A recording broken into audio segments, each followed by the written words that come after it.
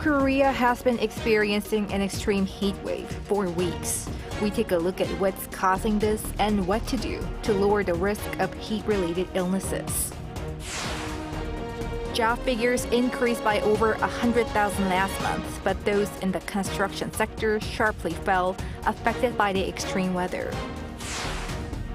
Russia's border region of Belgorod has declared a state of emergency, blaming Ukraine's attack amid the Ukrainian incursion into neighboring Kursk. It's August 14th, 6 p.m. in Seoul. This is Newscenter.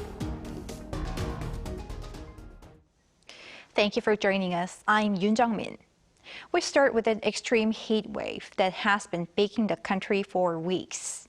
So far, it has led to thousands of heat-related illnesses.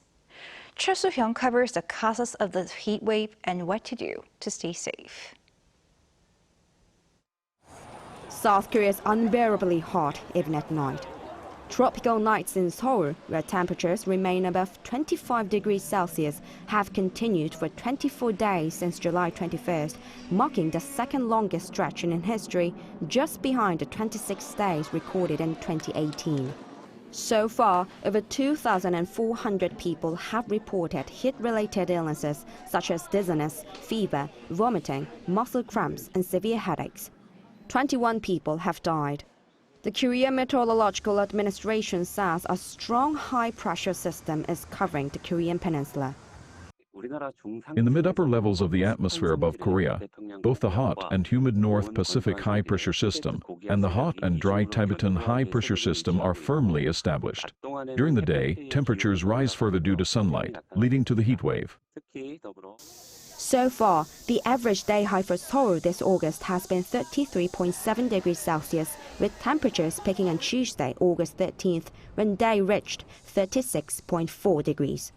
Experts say climate change and the geographical characteristics of the Korean peninsula are the main factors behind this. The ongoing heat wave is due to changing climate patterns. While similar heat waves have occurred in the past, the combination of heat, humidity, and rainfall during the summer is partly due to the geographical characteristics of the country. He also emphasized that urban residents are advised not to excessively use air conditioning and should use parasols outdoors and drink water frequently to lower the risk of the heat-related illnesses. In rural areas, especially for the elderly, it's important to avoid working outdoors during the daytime as the extreme heat can be life-threatening. Professor Moon predicts that summers will become hotter and more humid each year. He also said long-term measures are necessary to deal with urban heat, including ventilation and airflow systems between buildings. He also suggested creating green cities by planting vines on building exteriors and establishing rooftop gardens. We need to create more urban forests, plant more trees in living areas, grow vines on building walls, and establish green rooftops. These efforts can reduce the urban heat island effect and absorb carbon dioxide. The KMA expects this summer heat wave to continue until around August 23rd. Choi Soo-hyung, Arirang News. The number of COVID-19 cases has sharply gone up due to a summer resurgence of the virus, especially among children. Our Yoon, he looks into why it's happening and ways to avoid the virus. There's a notable summer spread of COVID-19 as people return from vacation. Enough time has passed since the height of the pandemic, and people are less focused on vaccinations and maintaining adequate antibody levels. I think namely, people becoming less worried about how COVID could affect their lives, keeping less of the, sanitary measures and, to protect themselves and also protect others. The professor noted that antibodies from past vaccinations have likely waned by now, contributing to the recent surge. However, the alert level being downgraded and the removal of most preventive measures have left a gap in guidelines when it comes to confirmed cases. This has resulted in symptomatic individuals avoiding testing and those who test positive continuing their daily activities, including going to work. The Korea Disease Control and Prevention Agency predicts that COVID-19 cases will likely peak in late August. This is because over the past 4 weeks, hospitalizations have nearly doubled each week, resulting in over 800 cases in the first week of August. Concerns are rising, with most schools in South Korea scheduled to start their second semester from mid-August to early September, while the number of child patient cases has also surged nearly 2.8 times in the past 2 weeks. This is according to the Korea Pediatric Hospital Association on Wednesday, reporting that the number of pediatric COVID-19 cases at 42 member hospitals surged from around 300 to over 1,000 between late July and early August. So when we go into public spaces where a lot of the people are, being together, unknowingly and without recognizing myself actually carrying the disease, I could spread the virus to another person who could be affected in a life and death manner. So let's just remember that. The weather is hot and humid, but staying in air-conditioned spaces can increase virus transmission. The professor advises avoiding crowded, enclosed places, and if that's not possible, keeping windows open for ventilation, even if using an air conditioner. Also, wearing a mask when experiencing respiratory symptoms can help prevent the spread of the disease. Yoon, Arirang News. President Yoon has pledged to build a solid foundation for future generations to prosper, based on the spirit and legacy of South Korea's independence activists. This came as the president hosted a luncheon for more than 100 descendants of the country's freedom fighters on Wednesday, a day before August 15th, which marks the day South Korea gained liberation from Japan's colonization 79 years ago.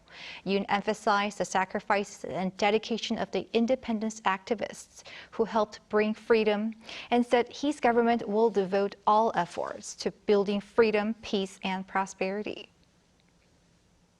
In other news, July's employment expanded well over 100,000 on year, but figures in the construction sector sharply fell, affected by the extreme weather. Lee Soo-jin has the details. South Korea saw job figures increase on year by more than 100,000 for the first time in 3 months in July. Data released by Statistics Korea on Wednesday shows that there were 28.8 million people in employment last month, up 172,000 from the previous year. This comes after the on-year job growth was below 100,000 for both May and June. The rate of employment for people aged 50 and above rose by 0.1 percentage points on year to 63.3%, which is the highest figure for any month of July on record. And July's unemployment rate stood at 2.5%, 0.2 percentage points lower compared to the same month last year. But the rise in the job market was mainly driven by those aged 60 and above, with 278,000 more people in that age group in jobs in July compared to last year. On the other hand, for those between 15 and 29 years old, employment fell by 149,000 on year. And despite the overall growth in terms of job sectors, employment figures in the construction sector fell by a whopping 81,000. This marks the largest on-year drop for the month of July since 2013. There has been a downward trend for about 3 months, and the decline has widened. The extreme heat and heavy rain, as well as a greater decline in specialized construction contracts, have all contributed to the overall decline in the construction sector. And employment in the manufacturing sector, which has been seeing an upward trend, also fell by 11,000 in July, with the largest drop seen in those aged 40 and below. During a job task force meeting on Wednesday, the first vice finance minister acknowledged that while overall employment figures were positive, pan-governmental efforts are needed to address the sluggish employment figures in sectors such as construction, as well as among young people. He announced that measures including livelihood assistance and job training will be strengthened, and that pilot programs for youth employment that include connecting college students to alumni will be carried out starting this month. Lee Soo-jin, Arirang News. South Korea's fiscal deficit in the first half of the year is already larger than the deficit forecast the government had made for the whole year. Data from the Finance Ministry released on Wednesday show that the so-called managed fiscal balance, which excludes Social Security funds like the national pension, was more than 103 trillion won, or around $76 billion into the red for the January to June period. The deficit has already surpassed the forecast of $67 billion set by the government for the whole year. The ministry attributed this to a drop in tax revenue driven by a fall in corporation taxes.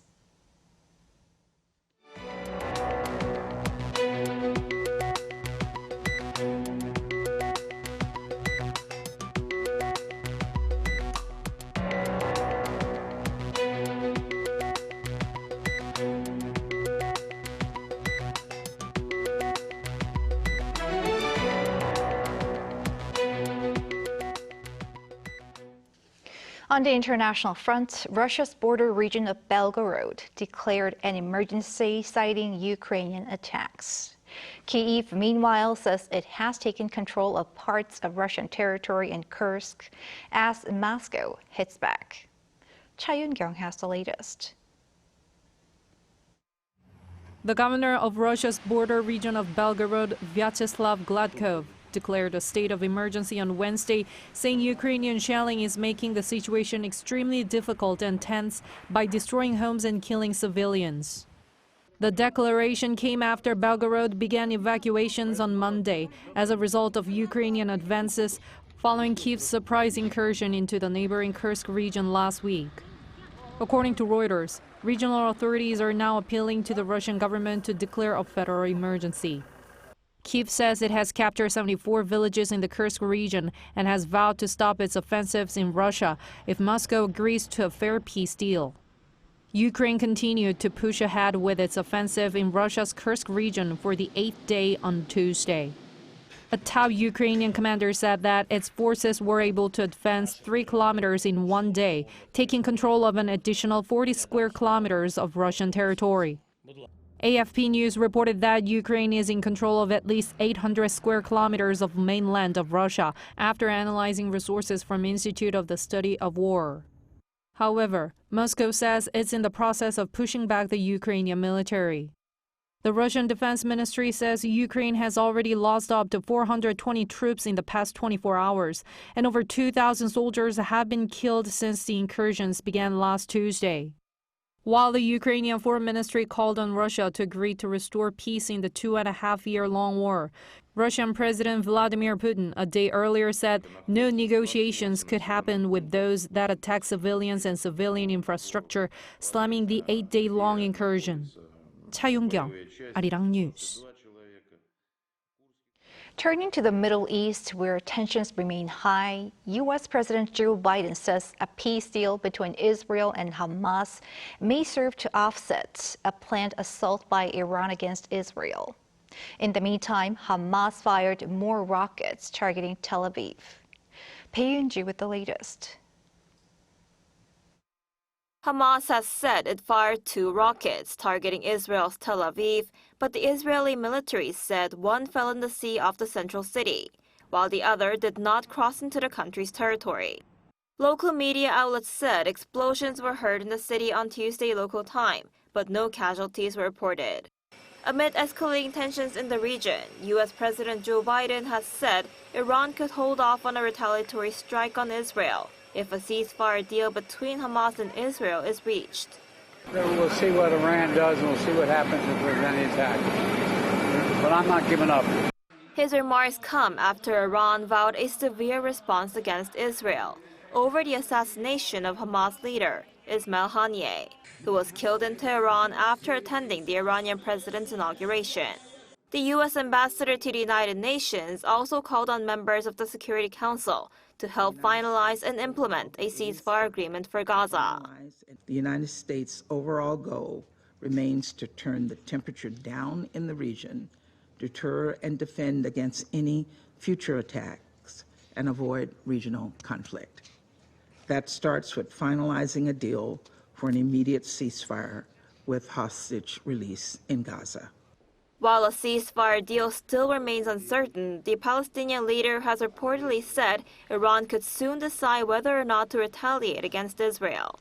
Palestinian President Mahmoud Abbas, who's currently visiting Moscow, told Russia's TASS news agency on Tuesday local time that the decision could be made in the next few days, or even the next few hours.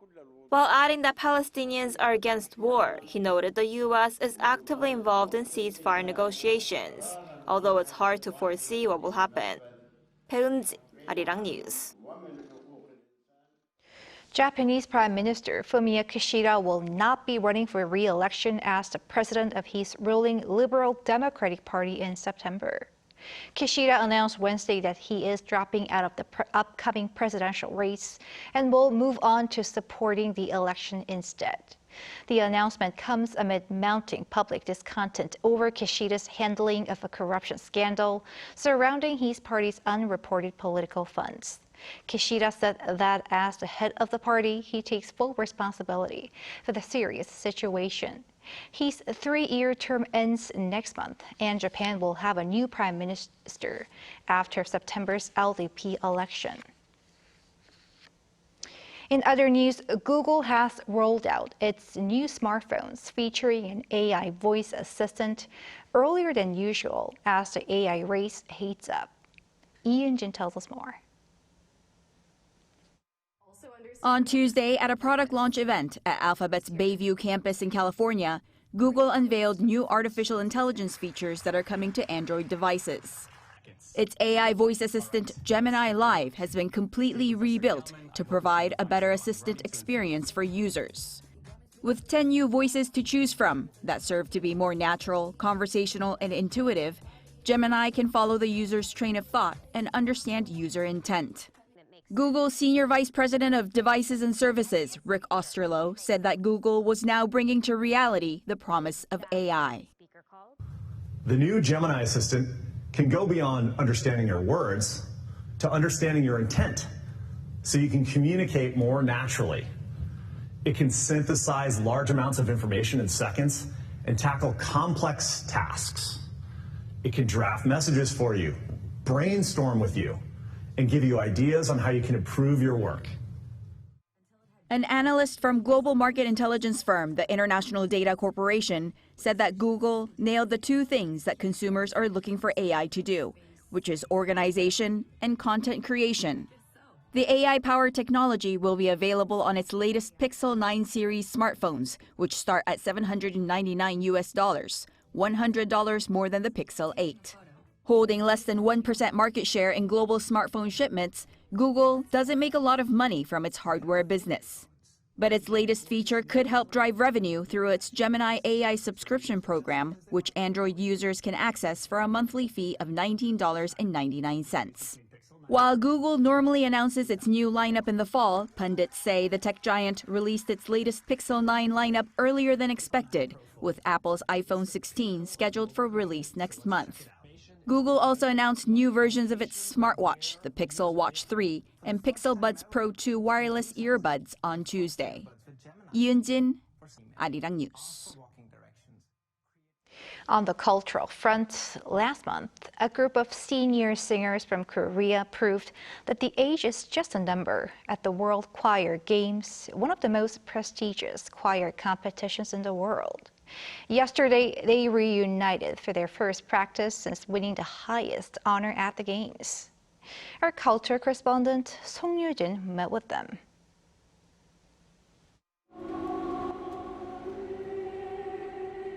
The words gray and youth might not typically go together, but the Gray Youth Choir of Korea goes against those expectations.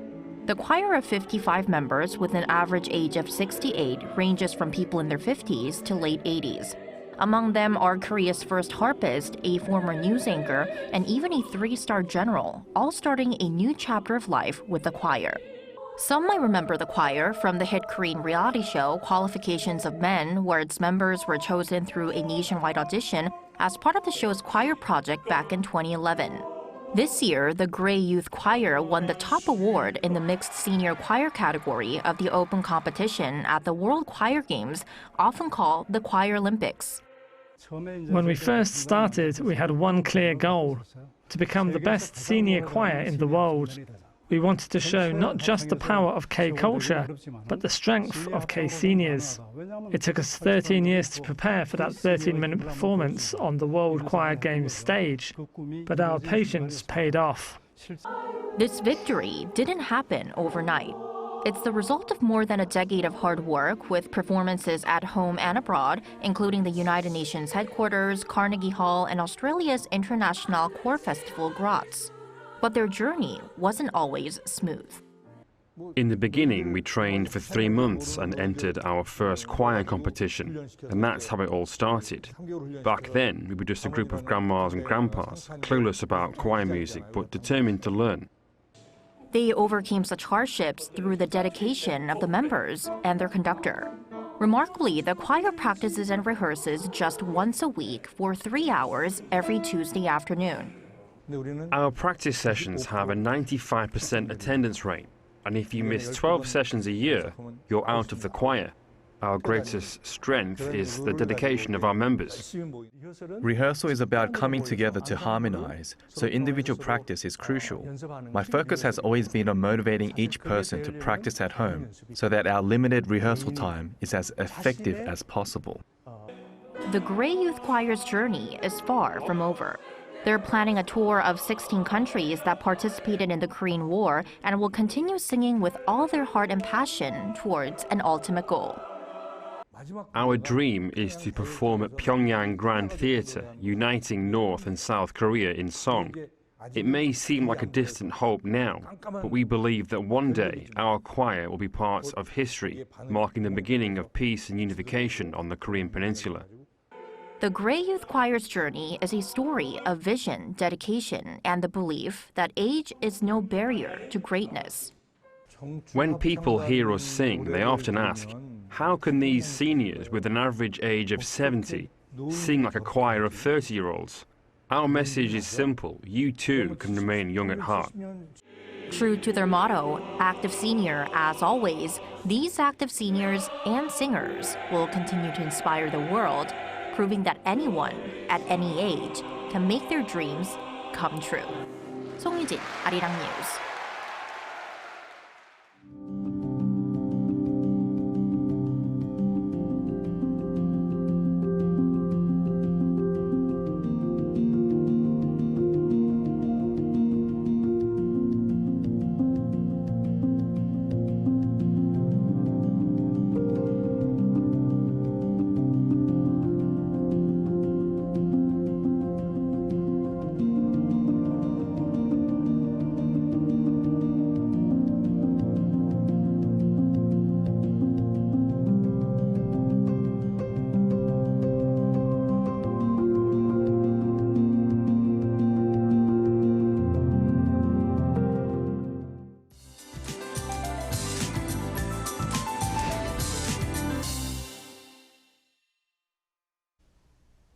The hottest heat of this summer appeared in Seoul yesterday, but couldn't cool down even overnight.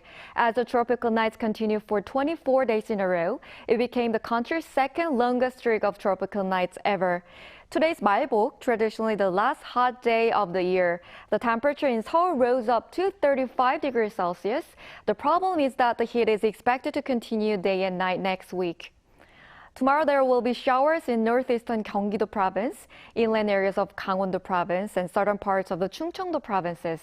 The Seoul metropolitan area and western parts of Gangwon-do province will have around 30 millimeters per hour by today, and the same in Jeollanam-do province by tomorrow.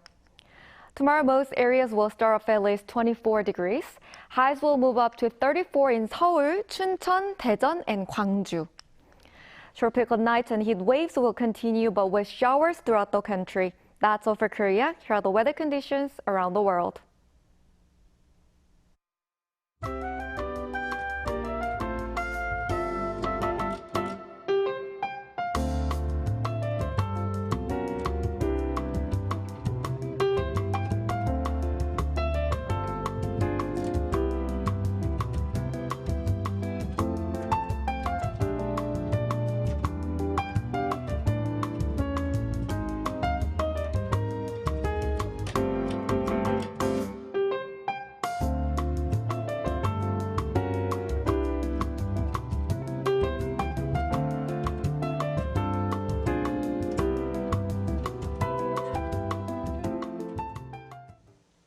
And that is Newscenter for tonight. Thank you for watching.